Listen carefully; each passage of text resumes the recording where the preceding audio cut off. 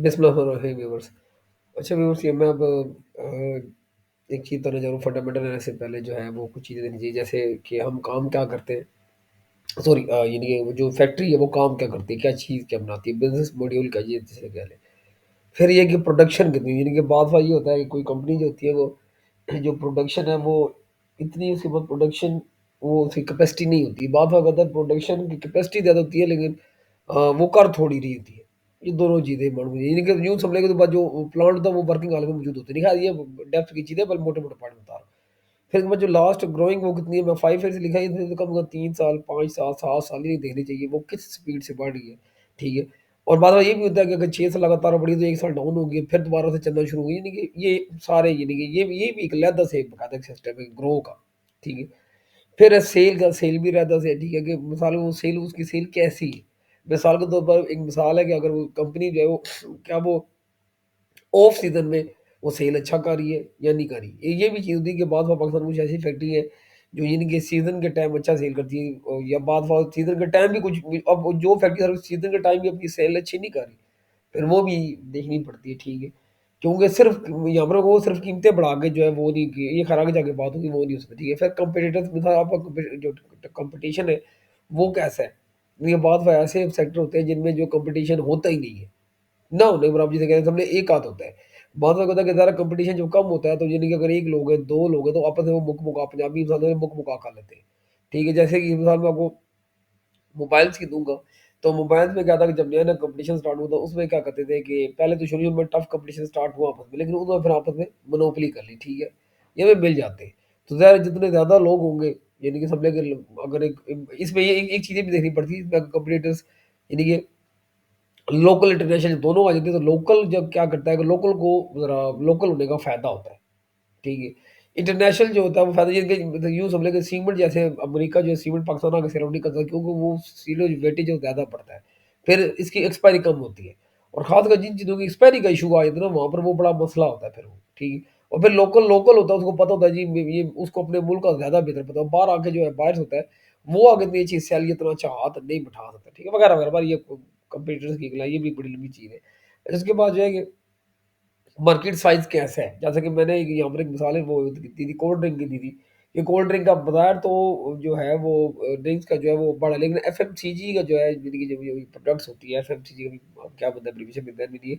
लेकिन 4% बढ़ता है, इंडिया ने एक बड़ी अच्छी रेशियो निकाली है पाकिस्तान में, लेकिन खैर पाकिस्तान इंडिया की सेम-सेम है, हर चीज़ सेम-सेम है। तो अगर उनकी 4% हम भी कहते हैं हमारी भी 4% बढ़ी, ठीक है। तो उसमें कोल्ड ड्रिंकिंग की 9% बढ़ी थी, ठीक है।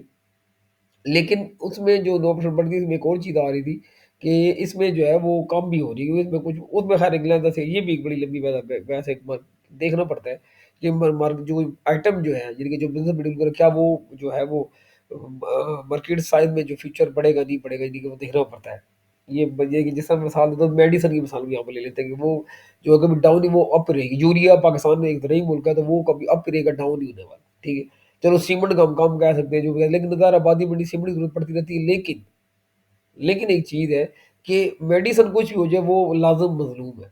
फूड लाज़िम मज़लूम है, ठीक है? तो इस तरह की चीज़ है यानी कि मार्केट साइज़ बढ़ती रहती है, आबादी बढ़नी है, ज़ाहिर है वो बढ़नी ही बढ़ना है। आज ये आदमी है वो उसको 10 साल है वही गोली खा लेता है, वो कल को बढ़ेगा तो मेडिसिन भी बढ़ेगी उसकी वगैरह-वगैरह। अच्छा, तो उसके बाद जो है कि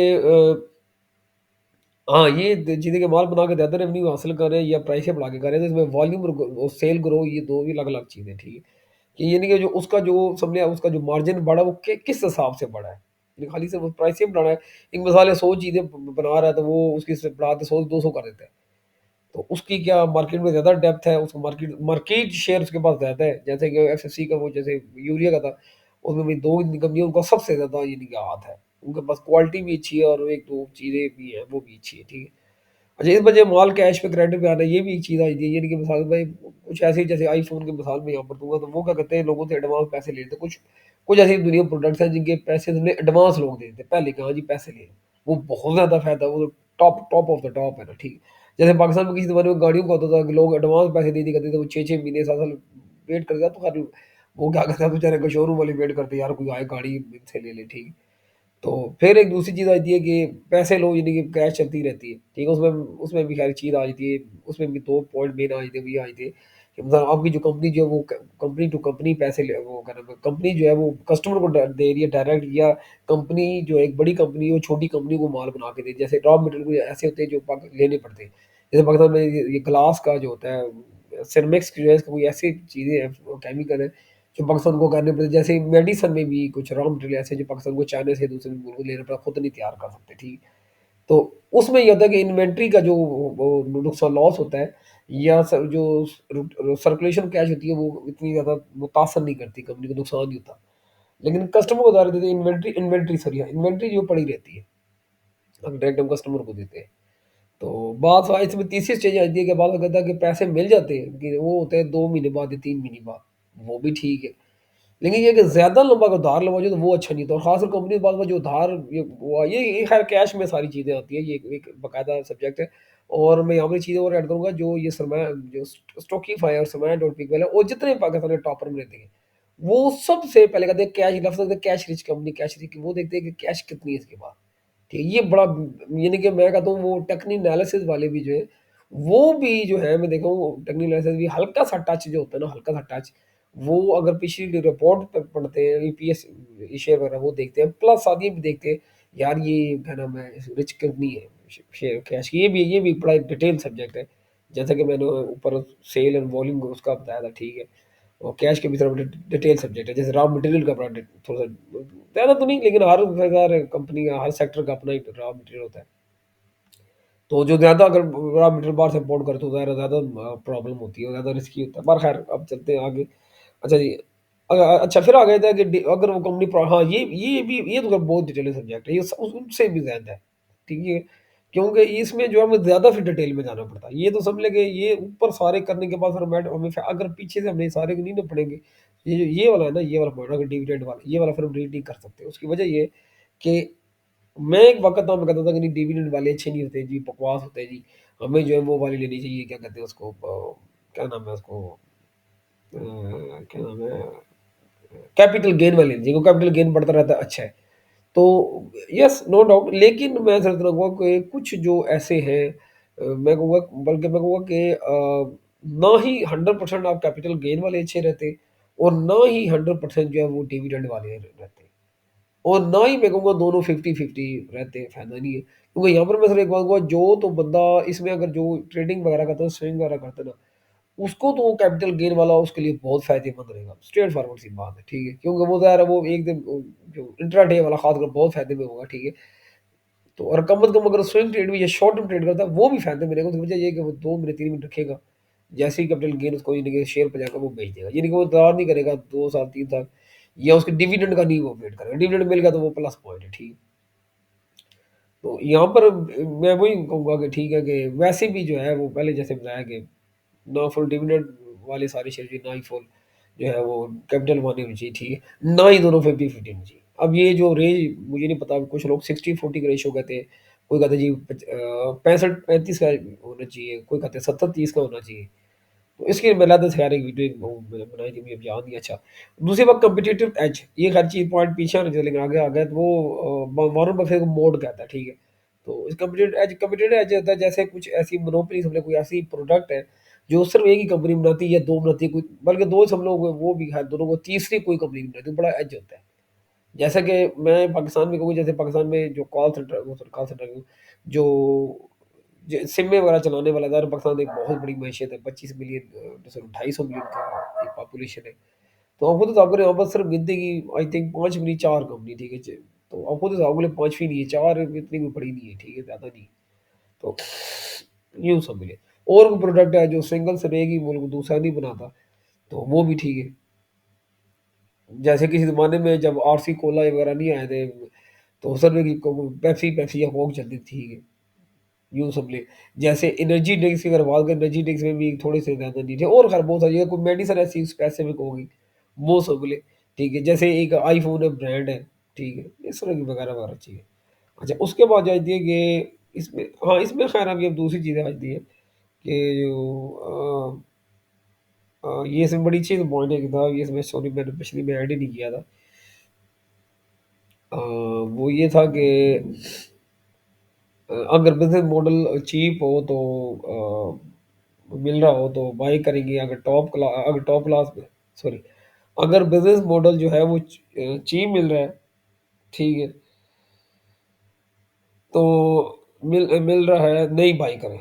अगर टॉप क्लास बिज़नेस मॉडल है, हाई प्राइस पे, ठीक है, तब भी ना, लेकिन वो दोनों में फ़ायदा नहीं। एक तो ची इसमें मिसाल आप यूँ समझ लें कि अगर चीप एक थर्ड क्लास एक बिज़नेस मॉडल है, सस्ता मिल रहा है, फ़ायदा कोई नहीं। ये वही बात है कि सस्ता बार-बार, महँगा एक बार, यूँ समझ लें। अब यहाँ पर कहते हैं जी महँगा ले लें, महँगा लेने का फ़ायदा नहीं, क्योंकि हमारी असल जो सिस्टम है ना, वो यही है ना, प्रॉफ़िट में कब फ़ायदा होता है, जब हम लो प्राइस पे लेते हैं। जब एक चीज़ हम ले ही हाई प्राइस पे ले लेंगे, तो वो फ़ायदा, तो यहाँ पर मैं नई चीज़ें ऐड करूँगा, मैं हमेशा कहता हूँ कि कभी भी एवर हाई प्राइस पे नहीं लेना चाहिए, ठीक है?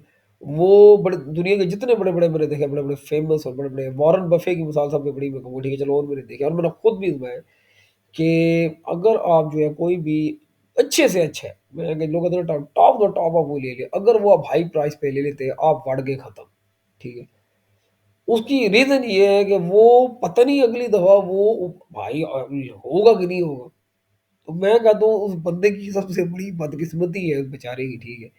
जो बेचारा जो है वो हैमर, क्योंकि वो उसमें आपको डबल लॉस है। डबल लॉस में कहूँगा ऐसे होता है इसमें कि एक तो आप उसे ले ही हाई प्राइस पे, पहला रोला, ठीक है? दूसरा जो है वो 10-20 साल, 50 या 20 साल में बाद, एक शेयर मैंने देखा था, तो वो तकरीबन वो इंसान ने बताया था कि 15 साल बाद के बंदे 20 साल बाद ही वहीं का वहीं खड़ा था। उन्हें डिविडेंड भी नहीं था, वहीं का वहीं खड़ा था, ठीक है?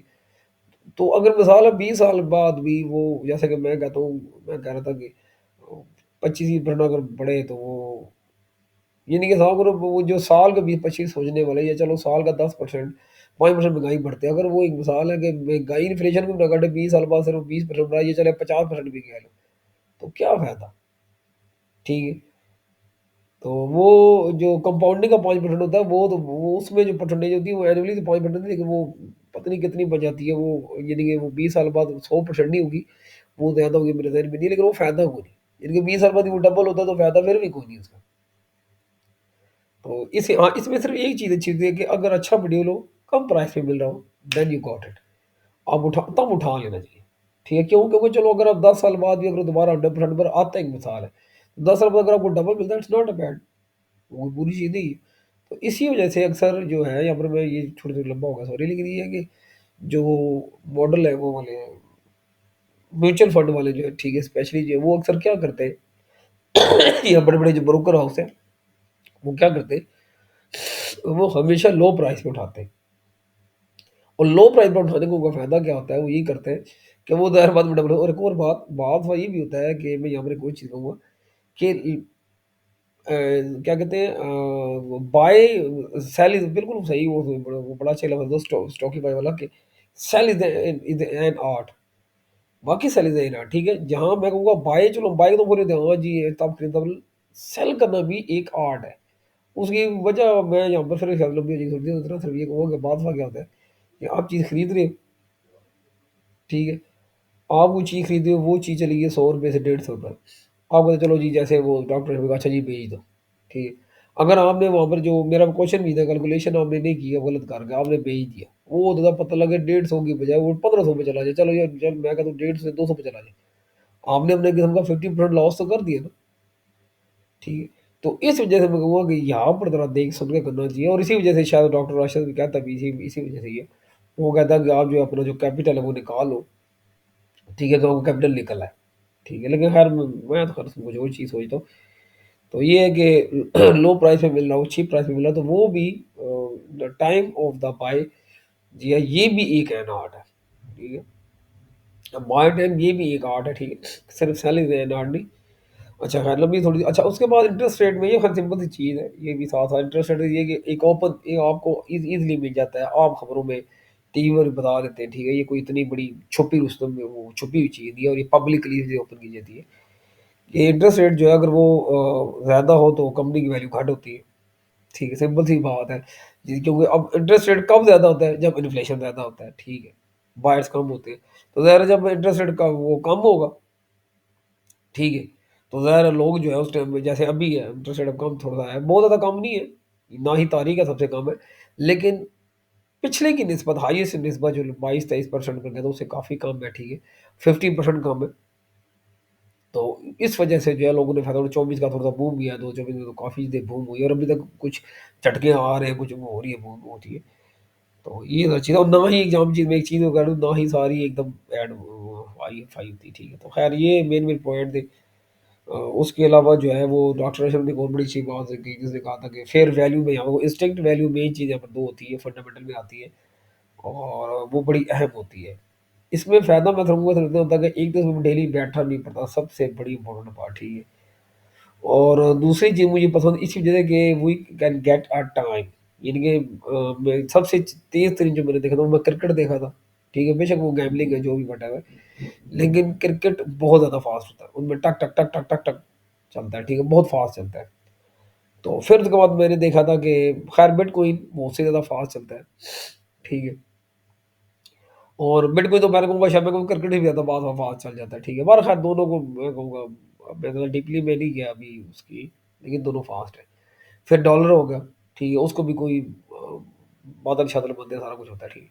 लेकिन स्टॉक एक्सचेंज की मैं एक चीज़ मैं कहूँगा कि इसमें ये होता है कि इसमें जो टाइम मिलता है, अगर फंडामेंटल आप काम जानते हैं, ठीक है? स्ट्रिक्ट वैल्यू पता है, फेयर वैल्यू आपको पता है और सबसे अच्छी उसने बात बोली थी, मुझे फिर भी ऐड करनी पड़ेगी कि वो स्टॉकीफाई वाले जो डॉक्टर राशिद मसूद ने मसूद मसूद राशिद के नाम पे कहा था कि आप कुछ भी ना करो, सिर्फ वो देख लो बस। और साथ जो उसने वो बताया था एक टेक्निकल ऐसी चीज़ बताई थी कि 100 से ऊपर आ गई, उस 10 से ऊपर आ गई तो उसने कर लो, वो अल्लाह खैर चला, वो बड़ी मस्त चीज़ थी। तो ये है वो ईएमए वाला, यही ईएमए 10 से ऊपर आ रहा है तो और डालो, 10 से ऊपर और ऊपर डालो, ऊपर डालो। तो ये नहीं कि ये वाली चीज़ें हैं, ठीक है। और देख ले इसने भी बात की है, वो उसने भी वही बात डॉक्टर ने बात की थी कि नीचे जा रहा है तो पैसे डालो। हालाँकि मैं इंडिया की तरह वो कहता नहीं जी फ़ायदा नहीं है, मैं बिल्कुल नहीं मानता। मैंने यहाँ से आज़माया, माड़ी से मैंने आज़माया, मैंने आज़माया, बिल्डर से भी आज़माया, मैं और भी कुछ स्टॉक्स से आज़माया, ठीक है। तो उम, लोग सिर्फ़ फँसते कहाँ पर मैं सिर्फ़ इतना कहूँगा कि मैं ये नहीं कहता कि जैसे ही हाँ, आपको बहुत ही ज़्यादा टाइम श्योर है, बहुत टाइम श्योर है तब डाल दो। यहाँ पर मैं इसे कहता हूँ कि एक चीज़ नहीं हमें एक चीज़ देख के नहीं कभी पैसे डालने चाहिए, ठीक है। हमें 7-8 चीज़ें डालनी चाहिए। जिसमें आप टेक्निकल एनालिसिस भी होंगे, फंडामेंटल एनालिसिस भी होंगे, ठीक है, एक्सपर्ट वो भी होंगे, ठीक है, सारी चीज़ें। फिर एक्सपर्ट रहा है, फंडामेंटल एनालिसिस, फिर तीसरी चीज़ आती है आप जो है वो रिस्क रिवार्ड टू रेशियो जिसे कहते हैं, वो आप किस हिसाब से लग रहे हो, ठीक है। रिस्क मैनेजमेंट की किस रेशियो से ले रहे हो, वो भी चीज़ है। फिर आपकी साइकोलॉजी, आपकी पावर कितनी है, वो भी फिर देखना पड़ता है, ठीक है। तो ये जो है 3-4 चीज़ें ये रखनी चाहिए। और 5वीं चीज़ मैं एक और कहूँगा कि इसमें जो है आप सिर्फ़ खुद तो चले रहते ही रहते बंदा चौका रहता है, लेकिन प्लस जो है आपको साथ 1 1 2-3 बंदे कम से कम 2 बंदे एक्टिव रखने चाहिए, ठीक है। हाँ, लंबी होगी सॉरी।